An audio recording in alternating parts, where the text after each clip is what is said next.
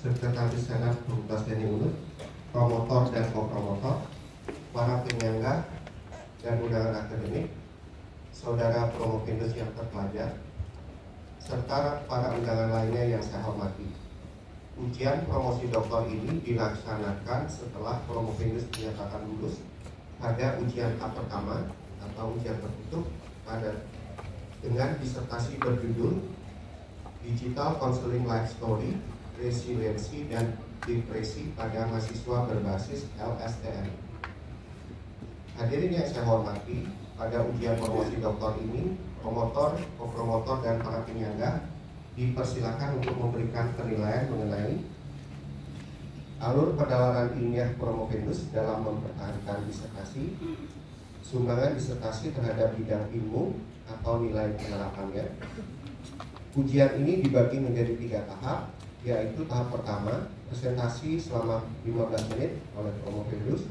Tahap kedua dan ketiga, tanya jawab dari para penyangga, undangan akademik, kopromotor, dan promotor.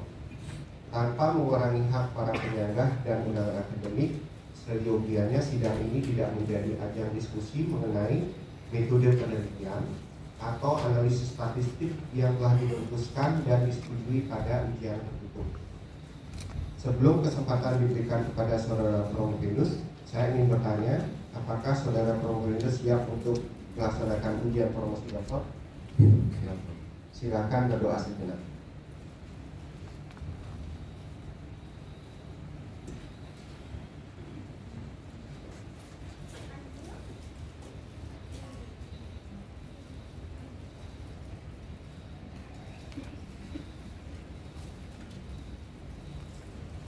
Terima kasih.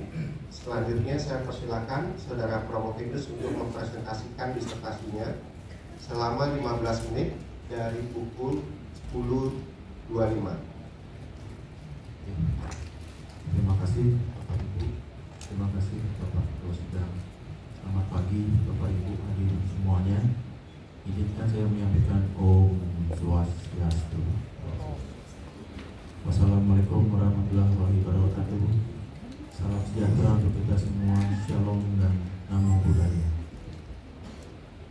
Yang saya hormati Bapak Pimpinan Universitas Udayana, Bapak Rektor dan jajarannya, Pimpinan Fakultas Teknik Udayana, Ibu Dekan dan jajarannya, Pimpinan S3 Ilmu Teknik Udayana, Bapak Korprodi dan jajarannya.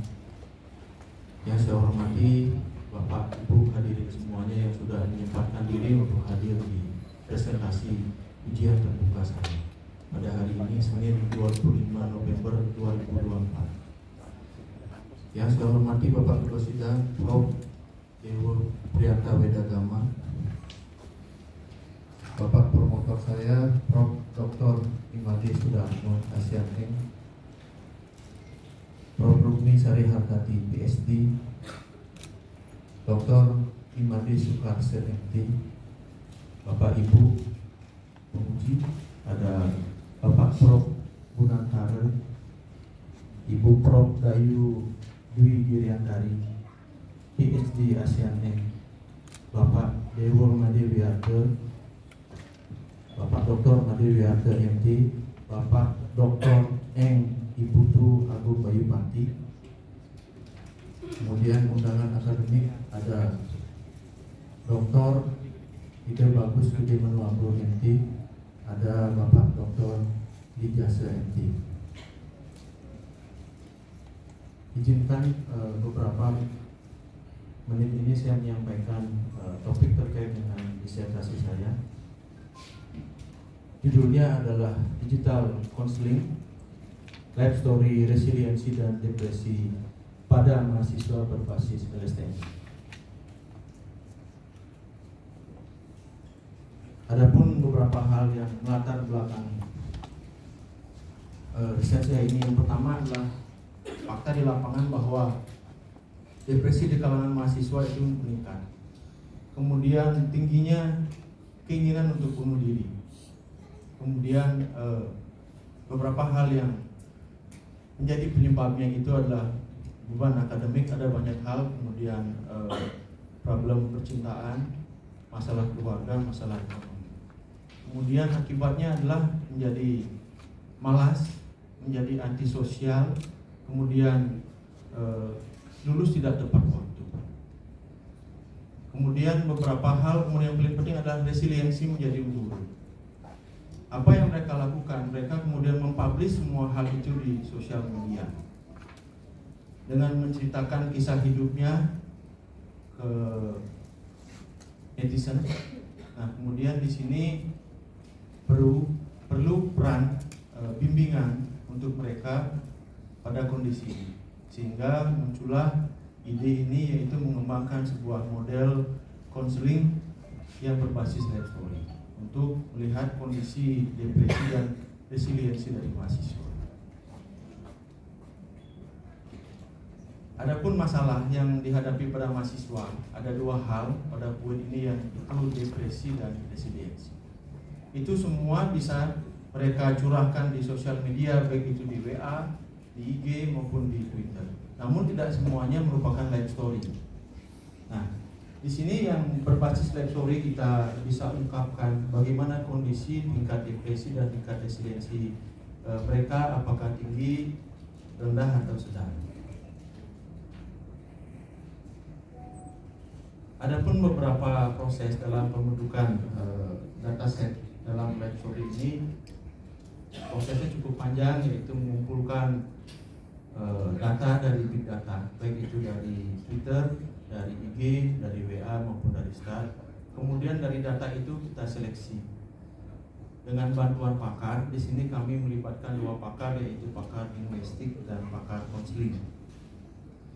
Dari sana kemudian muncullah label terkait dengan kondisi depresi dan resiliensi mahasiswa, baru kemudian masuk ke dalam pre-processing data. Setelah masuk ke pre-processing data, baru kemudian masuk menjadi bibit-bibit dataset. Nah, ini juga dievaluasi, baru kemudian kita latih dengan mesin, baik melalui proses training maupun proses testing, untuk bisa mendeteksi tingkat depresi atau tingkat resiliensi mahasiswa. Terkait dengan masalah yang saya sampaikan tadi, ada solusi yang ingin kita tawarkan, yaitu antara konselor dengan konseli, itu melalui digital counseling. Tujuannya tidak lain dan tidak bukan adalah di sini untuk mengungkap bagaimana kondisi kejiwaan atau mental dari mahasiswa kita. Apakah mereka mengalami stres, apakah mereka mengalami problem, apakah kemudian mereka tidak percaya diri. Ini mungkin tidak muncul di wajah atau di kondisi kita melalui tatap muka. Tapi pada saat mereka ingin mencurahkan hal itu di live story, ini bisa dilihat terkait dengan kondisi mereka. Kita sebagai pembimbing akademik sewajarnya tahu bagaimana kondisi mahasiswa kita di lapangan. Kemudian ini akan memberikan informasi kepada pembimbing akademik maupun konselor terkait dengan kondisi dari depresi atau kondisi dari resiliensi dari mahasiswa, sehingga bisa memberikan saran dan treatment. Kemudian metode yang kita gunakan di sini adalah LSTM. Dari data-data yang sudah kita kumpulkan di lapangan tadi dengan bantuan dari tim, nah kita melakukan beberapa proses atau tahapan di sini, yaitu memasukkan model itu ke LSTM. LSTM itu adalah long short term memory. Jadi sebuah model di pembelajaran mesin yang memiliki memori jangka panjang dan memori jangka pendek. Ada beberapa settingan yang dilakukan di sini, itu disebut dengan hiperparameter. Jadi ada learning rate, kecepatan belajarnya, kemudian ada juga faktor optimasi dan seterusnya.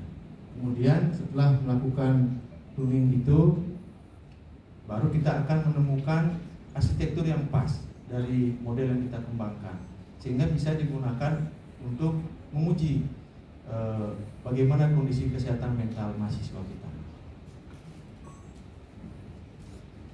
Terkait pengolahan data, kita melakukan penambangan di sini di Twitter puluhan ribu data, ya, tapi tidak semuanya valid.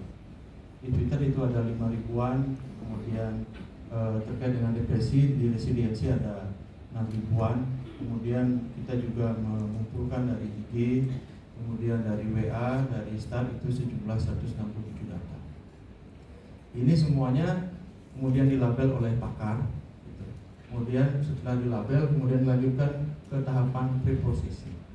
Baru kemudian teks-teks atau kalimat-kalimat itu dikodekan atau disebut sebagai tokenisasi, diubah bentuknya ke angka sehingga bisa diproses atau dikenali oleh mesin.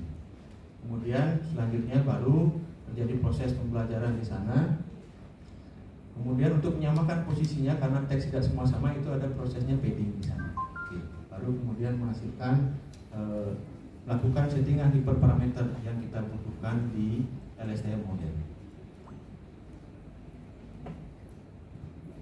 Terkait dengan hasil analisis di sini izin saya menyampaikan sedikit.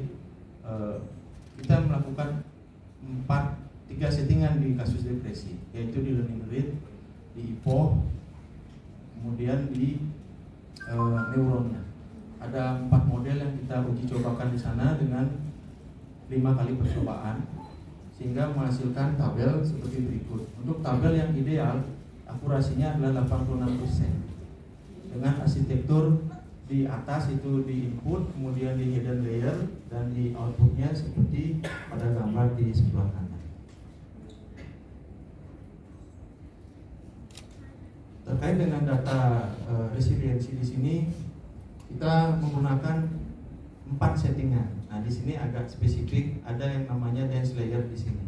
Dengan 4 model yang kita tawarkan juga, kita menghasilkan akurasi terbaik pada angka 82% dari semua data yang ada. Kemudian dari sini kita bisa mendapatkan arsitektur dari model LSTM itu seperti pada gambar di sebelah kanan dengan layer input, layer tengah, dan layer output. Izin saya menyampaikan kebaharuan atau novelty dari riset ini, di mana kondisi dengan life story maksimal adalah 1000 karakter kita bisa mengungkap bagaimana kondisi seseorang. Mungkin kita terlahir sama, cuman kondisi-kondisi yang kita alami berbeda. Itu tidak nampak dari wajah kita. Kita bisa terus tersenyum, tapi kondisi kita tidak ada yang tahu. Seperti adik saya kemarin di kebidanan Uniksa gantung diri, tidak ada problem sama sekali, Bapak Ibu. Nah, ini kita terlambat mengetahui kondisinya. Nah, kemudian dengan kondisi AI atau LSTM yang kita miliki di sini, kita lebih awal sebenarnya bisa mengetahui bahwa bagaimana sih kondisi kejiwaan mereka. Itu yang saya harapkan dari riset ini.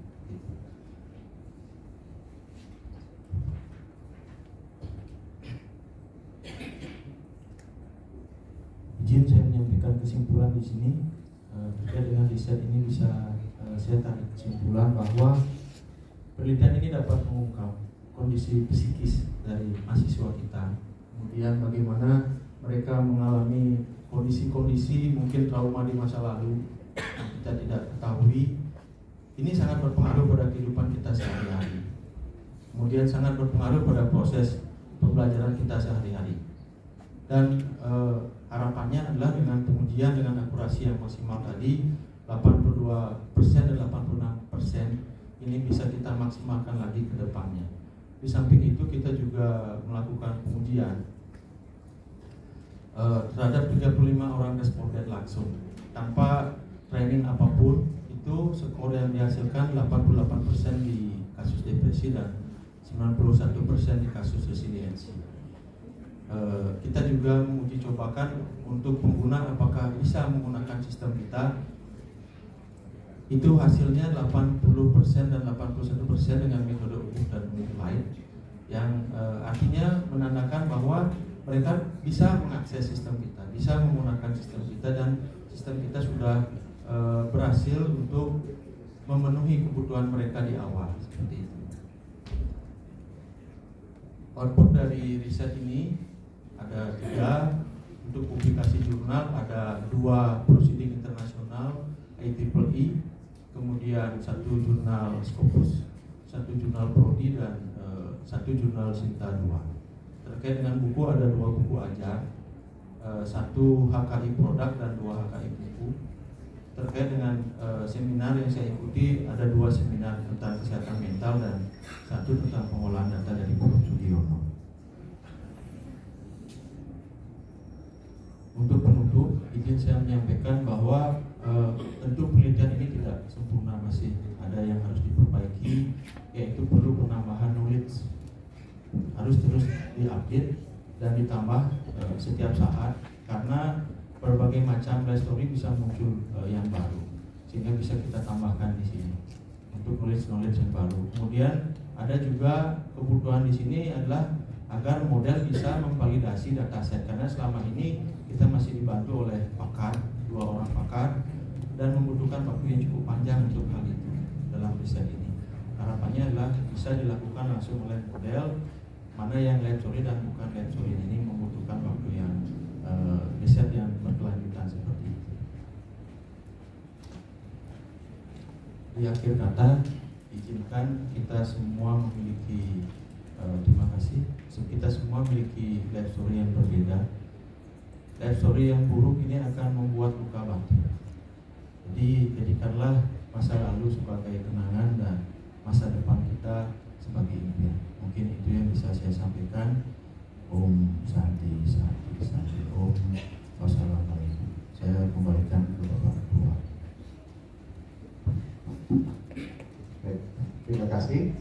Waktu presentasi telah berakhir.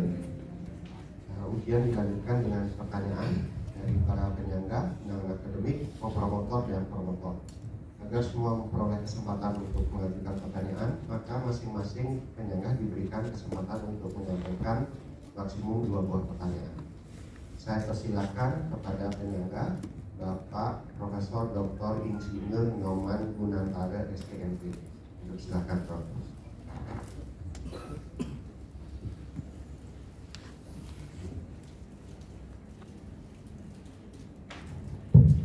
Baik, terima kasih pimpinan sidang. Prof. Mupendus ya, sudah cerah wajahnya. Selamat ya, Prof. Mupendus, Bapak Aan, ya, serta kolega dari institusi Universitas Pendidikan Indonesia, serta keluarga besar mungkin yang hadir di ruangan ini. Sekali lagi selamat, sebentar lagi mungkin sudah bisa menyandang gelar doktor ini ya, sudah di depan mata ya. Jadi berkaitan dengan ringkasan disertasi yang saya baca gitu ya. Jadi Prof. Mupendus kan ini menggunakan berkaitan dengan life story gitu ya. Gitu. Jadi di sini menggunakan angket ya, angket STAR ya. Nah, kira-kira bagaimana hubungan angket STAR ini dengan life story tadi? Mungkin bisa dijelaskan. Terima kasih. Semoga izin yang menjelaskan apa hubungan terkait dengan life story dengan angket STAR. Jadi life story itu terkait dengan kisah hidup seseorang, di mana pada saat kondisi saya berkonsultasi dengan konselor, itu ada yang namanya angket STAR, di mana di sana berisi situation, kemudian task, kemudian berisi action, dan berisi result. Jadi pada suatu saat orang itu diberikan bagaimana kondisi mereka, bagaimana problem yang mereka hadapi, kemudian bagaimana aktivitas atau kegiatan yang mereka lakukan, apakah mereka menyerah atau mereka bangkit. Dilihat dari hasilnya juga, apakah hasilnya sesuai seperti itu. Nah, ini biasanya digunakan pada saat kita mencari pekerjaan atau wawancara, sehingga di sana jelas isi life story itu. Semoga jawaban memuaskan. Terima kasih. Terima kasih. Selanjutnya kami persilakan kepada Ibu Profesor Insinyur Ida Ayu Dwi Giriantari, MSc, PhD, IPM, S.M. Engineering. Terima kasih Bapak pimpinan sidang atas waktunya. Pak Aan, selamat Pak Aan ya, sudah sampai di tahap akhir dari studinya, dan saya kira membanggakan lah. Nah, saya mengikuti dari awal Pak Aan. Terima kasih. Dan juga selamat kepada Undiksa ya, karena nanti juga akan hadir dokter baru di tengah-tengah civitas Undiksa gitu. Semoga apa yang Pak Aan dapatkan selama kuliah di sini itu bisa bermanfaat di institusinya. Baik, mungkin saya ada sedikit yang mungkin perlu klarifikasi Pak ya. Bapak kan menggunakan live story ini untuk digital counseling ya. Mungkin tadi juga Bapak belum menjelaskan kenapa live story digunakan ya. Terus kemudian juga Bapak mengambil live story itu boleh dua ya Pak. Bapak mengambil live story itu dari IG, dari Facebook kalau salah, dan dari Star gitu ya. Apakah ketiga sumber live story ini ada hubungannya masing-masing atau memang diambil terpisah dan apa alasannya? Terima kasih. Semua beberapa arahannya juga saya ingin menjawab dulu. Dari kondisi awal saya melakukan proposal tentu ini menjadi pertanyaan sampai hari ini saya jelaskan. Saya atas arahan Gubernur dan Dewan Penguji melakukan survei terkait dengan apakah generasi hari ini, generasi Z khususnya itu melakukan publikasi di mana gitu. Kita sudah melakukan survei di awal itu, dan yang paling banyak mereka melakukan itu di WA, kemudian di IG, dan kemudian di Twitter juga, dan kemudian di TikTok juga.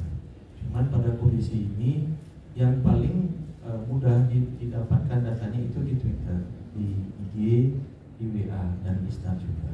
Saya mohon izin menyampaikan karena data yang kita gunakan di sini terkait dengan live story, semua yang melalui visioner yang dipandu oleh juga Pak Prof. Yantiase, bahwa mereka menyampaikan mereka nyaman menyatakan kondisi hati mereka di platform itu, Bro. Ya, mungkin itu yang bisa saya sampaikan, Bro. Sukses, Bro. Baik, saya kira sudah dijawab pertanyaannya dengan baik. Terima kasih. Terima kasih. Selanjutnya kami persilakan kepada Bapak Dr. Dewan Madini Harga, SDM. Baik, terima kasih pimpinan sidang. Pak Aan, selamat ya atas usaha yang sudah dilakukan selama ini sampai sekarang di tahap terakhir lah dari verifikasi S3-nya. Mudah-mudahan Jadi Pak Aan sudah menjelaskan terkait penelitiannya. Mungkin perlu sedikit klarifikasi ya terkait bagaimana model yang Pak Aan kembangkan ini bisa diimplementasikan sebagai satu model konseling digital terhadap mahasiswa, dan bagaimana Pak Aan menganggap atau mempunyai satu asumsi bahwa model ini bisa diterapkan di mahasiswa. Yang izin Pak Dewa dari awal beliau mendampingi saya di ujian sampai akhir. Terima kasih sebelumnya Pak Dewa. Izin saya menjawab di sini berdasarkan riset dan survei di lapangan dari jurnal-jurnal dan penelitian yang sudah terjadi, ditemukan fakta unik di sini bahwa generasi hari ini itu lebih nyaman mengungkapkan kondisi mereka melalui chat atau melalui online. Jadi kalau konseling yang terjadi pada hari ini adalah melakukan tatap muka atau bertemu secara face to face. Namun dengan kondisi konseling ini mereka bisa mengungkapkan kondisi mereka secara online tanpa waktu yang terbatas, kapanpun bisa. Terkait dengan konseling yang kita lakukan di sini bisa juga dilakukan secara jumlah jamak terhadap beberapa orang, tidak harus satu orang, karena akan merekod bagaimana kondisi atau story mereka pada saat itu atau pada saat sebelumnya juga seperti itu. Sehingga pada riset ini disarankan untuk kampus-kampus yang sudah menjadi mitra pada kami, yaitu ada Poltek Ganesha Guru, saya ucapkan terima kasih. Ada Politeknik Negeri Bali, saya ucapkan terima kasih. Ada Undiksa, ada 11 prodi di Undiksa terkait dengan vokasional yang memiliki prodi yang support semuanya, memberikan data dan mensupport riset ini. Saya ucapkan terima kasih sehingga bisa untuk disarankan digunakan di beberapa kampus semua. Terima kasih. Selanjutnya kami silakan pada Bapak Dr. M. Iputu Agung dari Pati STMP. Terima kasih Pak Ketua. Selamat Pak Haji. Oke, jadi ini terkait data. Jadi seperti apa? Jadi datanya itu kan basisnya teks, ya. Teks. Jadi seperti apa tahapan preprocessing ya pada saat data ini digunakan untuk pemodelan. Nah, selanjutnya ini kan dari Bapak mengatakan bahwa diambil dari media sosial, ya salah satunya Twitter ya dan yang lainnya. Nah, bila mana update pemodelan ini perlu? Kira-kira perlu nggak? Kalau perlu, bila mana dia perlu? Jadi kalau ini misalnya ada update, misal ada topik atau tema yang baru atau apa, sehingga pemodelan ini bisa di-update lagi sehingga optimal kembali, ataukah tidak perlu, cukup yang sudah Bapak lakukan saja? Mungkin itu Pak. Terima kasih. Izin Susuno, pertanyaan dari Bapak Pribadi.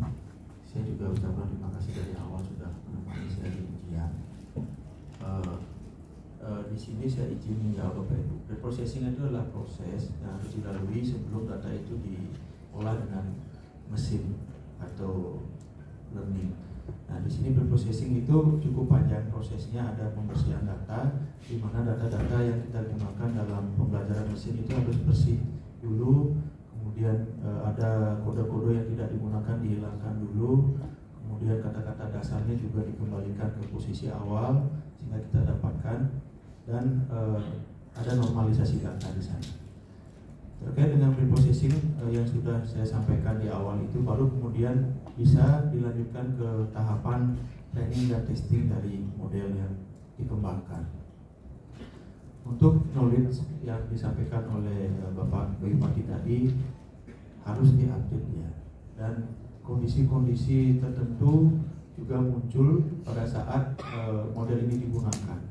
Kami mengusahakan itu terus diupdate ya Bapak, sehingga model bisa terus berbenah pada kondisi-kondisi tertentu, bisa memberikan sebuah keputusan yang lebih bagus lagi, yang lebih efektif dan lebih layak, atau sesuai dengan kondisi di lapangan yang lebih otentik seperti itu. Terima kasih Bapak. Oke, terima kasih Pak Andri. Tetap harus di-update ya. Oke, terima kasih Pak. Cukup Pak. Baik, terima kasih. Selanjutnya kami persilakan kepada Bapak Dr. Ida Bagus Gigi Manuago STMP.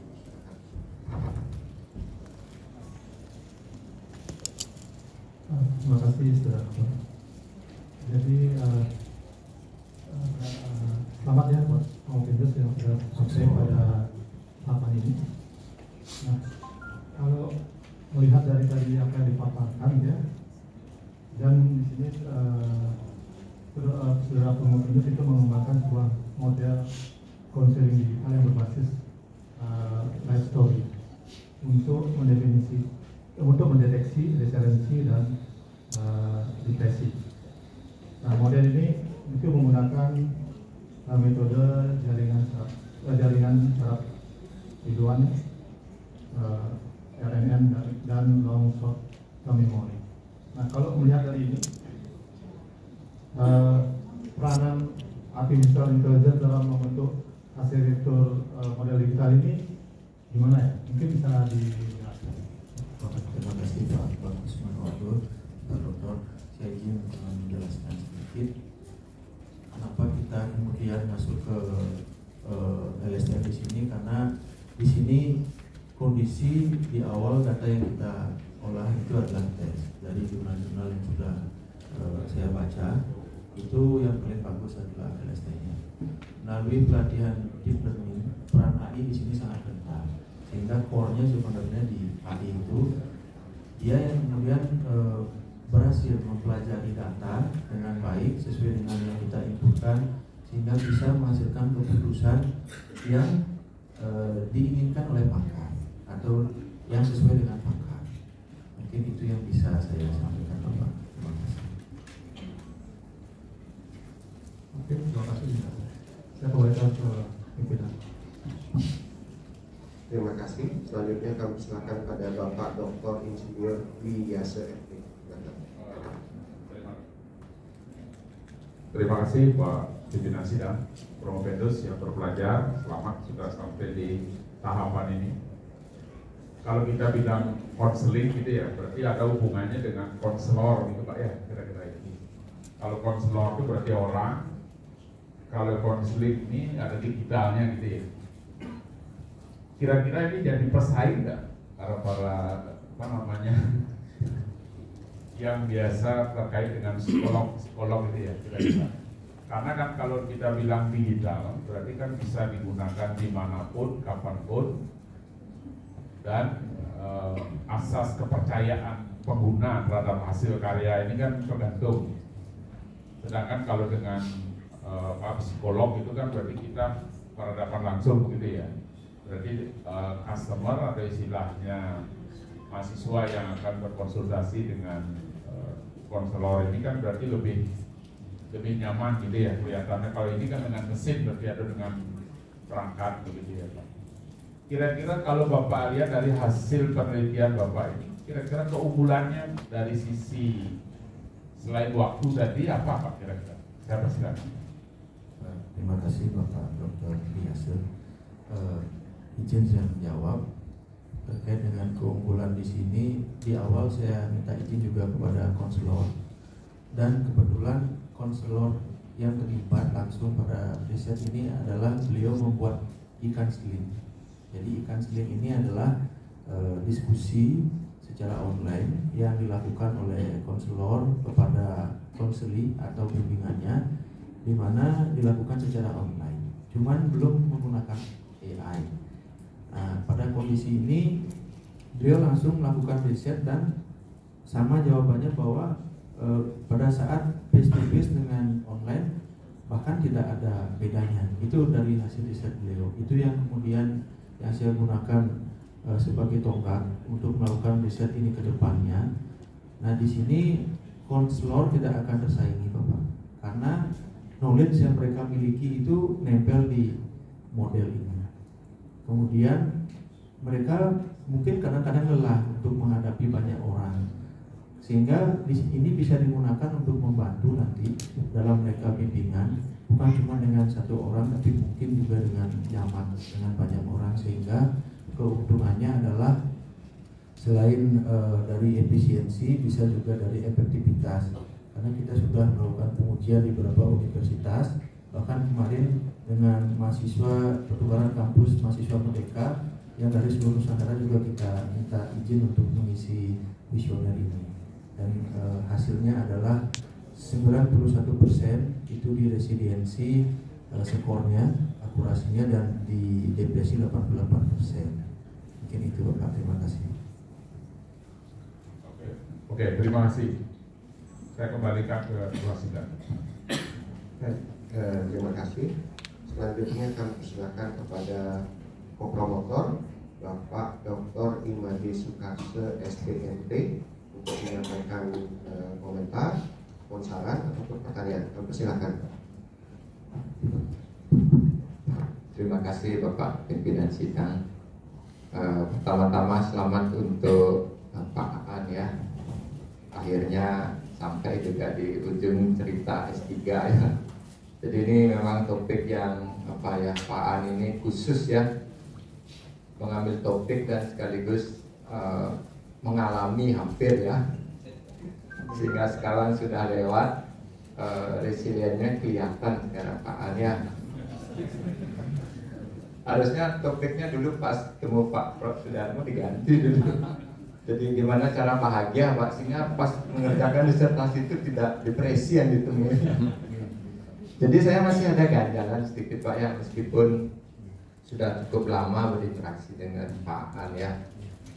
Dalam konteks life story itu Pak An kan direkam lewat WA ya, lewat media sosial gitu ya. Ini kan berbeda dengan yang orang datang langsung. Jadi orang stres itu kelihatan dari wajahnya kan. Nah kalau ini tulisan kan, tulisan itu coba dibaca untuk menggantikan ekspresi wajah. Nah ini kira-kira dari sisi mananya Pak An bisa memastikan bahwa data yang sudah dikolek lewat live story di berbagai media sosial itu di dalam model itu adalah data yang valid ya, termasuk juga nanti dalam implementasi model ke depan itu orang membuat tulisan di WA ini saya bisa jadi di sini Bapak agak sedikit ini di ujung batas Pak, segeralah pergi ke psikolog gitu ya. Kira-kira begitu Pak, ini agak mengganjal saya ya. Terima kasih Pak. Terima kasih Bapak promotor saya yang mendampingi perjuangan saya dari awal. Saya ucapkan terima kasih Bapak Sukarse. Izin saya menjawab di sini Bapak Ibu terkait dengan validitas data. Kita dari awal juga terus ditanyakan pada saat ujian itu validitas yang dilakukan itu seperti apa. Kemudian izin saya menjawab di sini. Validitas yang kita gunakan di sini adalah langsung dilakukan oleh konseling atau konselor dari ahlinya langsung. Kemudian kita melibatkan di sini beberapa konseling yang awalnya cuma konseling saja, ternyata dalam perjalanan kita juga membutuhkan di sini hal-hal yang berhubungan sama linguistik, sehingga kita membutuhkan pakar linguistik di sini. Nah, mereka berdua lah yang membantu di sini terkait dengan validitas dari data yang kita kumpulkan di sini. Karena jujur saya sendiri dari kalimat yang disampaikan oleh orang juga tidak bisa menangkap bahwa orang itu mengalami kondisi kejiwaan seperti apa. Nah, melalui pakar ini mereka dengan melihat saja sudah bisa, oh ini orang ini mengalami hal ini, orang ini mengalami hal ini. Ini tingkatannya. Jadi ada clue-clue seperti itu yang disampaikan kemarin sehingga riset ini bisa terlaksana. Mungkin itu yang bisa saya sampaikan Bapak semua. Terima kasih Pak An sudah membuat saya tenang. Baik, terima kasih. Selanjutnya kami persilakan kepada promotor Bapak Profesor Dr. Insinyur Made Sudarmo, MASc, itu ASN Engineers. Silakan Pak. Matur suksema Bapak Ketua Sidang, Bapak An, promovitis yang terpelajar. Saya sependapat dengan apa yang disampaikan oleh Dr. Made Sukarse. Artinya dengan melihat wajah Pak itu resiliensi Bapak itu sudah bisa dikatakan meningkat. Saya ada sedikit pertanyaan Pak. Nanti jawaban Bapak itu akan dinilai oleh Dr. Riase. Apakah karya Bapak itu nanti akan menjadi pesaing para psikolog? Ya. Nah, kita ketahui bahwa depresi itu kan berakibat buruk terhadap aktivitas Pak. Aktivitas yang paling sederhana, paling mudah itu adalah aktivitas tidur. Ya, kalau sudah depresi itu tidur apa tidak nyenyak, ya aktivitas fisik lagi. Nah, sekarang penelitian Bapak hanya menggunakan cerita hidup, ya life story. Nah, ke depan kira-kira apa yang Bapak bisa kembangkan, terutama dari sisi multimodal. Ya, multimodal itu banyak faktor yang berpengaruh, seperti tadi ada mental dan lain sebagainya, yang akan mengakibatkan bahwa model yang Bapak temukan, Bapak teliti saat sekarang itu akan menjadi pesaing para psikolog. Saya kira itu pertanyaan saya. Terima kasih Bapak Prof. Jadi semua arahan dari awal Bapak Prof sampai hari ini saya ucapkan semua. Saya mohon izin menanggapi dari Bapak promotor saya terkait dengan multimodal yang disampaikan oleh Bapak Prof. Sudarmo tadi. Tentu ini tidak bisa dilepaskan karena di awal saya juga digembleng oleh beliau. Setiap jurnal yang saya baca sudah ada ternyata semuanya mengembangkan, dari menggunakan video sudah ada, kemudian menggunakan gambar sudah ada, bahkan menggunakan EEG pun juga sudah ada. Nah di sini saya menemukan sedikit ada celah di riset ini yang menggunakan life story, sehingga di sini akan menjadi pelengkap sebenarnya dari riset-riset yang sudah terjadi itu, sehingga membantu konselor untuk lebih mengambil keputusan yang autentik.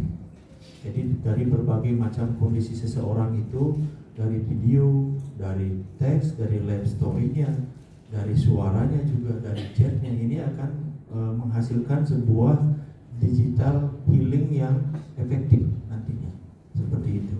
Jadi kita mungkin akan kedepannya selain berkonsultasi digital juga akan bisa melakukan digital healing juga. Jadi healing secara digital.